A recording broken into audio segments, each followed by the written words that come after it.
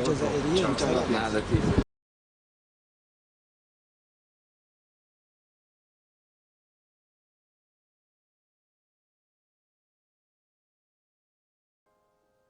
إذا كنت تبحث عن مدينة تسحر عينيك ويصعب عليك نسيانها في البرازيل فلا تتعب نفسك كثيرا، عليك بزيارة كوريتيبا عاصمة ولاية بارانا في الجنوب البرازيل.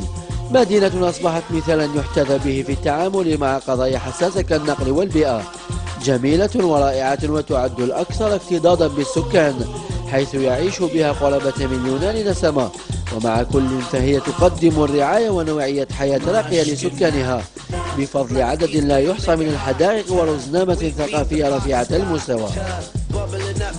أهل كوريتيبا يدينون بالكثير من ثرائهم الثقافي إلى الهجرة الضخمة التي شهدتها في القرن ال19 عندما رحبوا بمهاجرين ألمان، إيطاليين، أوكرانيين وبولونيين.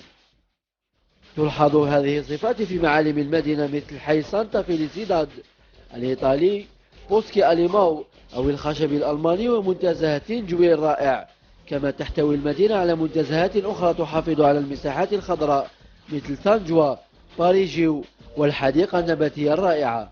كما تحتوي المدينة على أماكن جميلة أخرى تبرز الحياة الثقافية النابضة مثل أوبرا دي أرام وهو مسرح بني من الزجاج والأسلاك الحديدية، ومتحف أوسكار نيماير الذي يحمل اسم المهندس المعماري الذي صممه.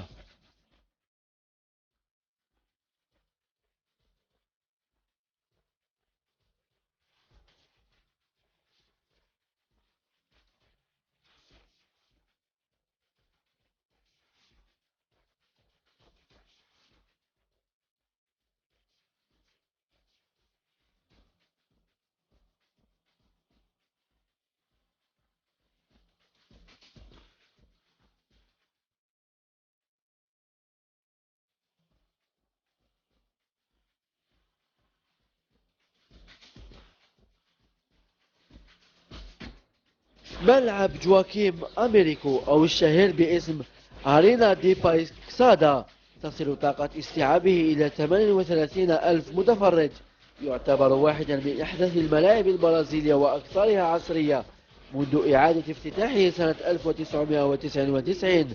لذلك لا غرابة في اختياره معقل كتيبة أتلتيكو بارانينسي لاحتضان بعض مباريات كأس العالم.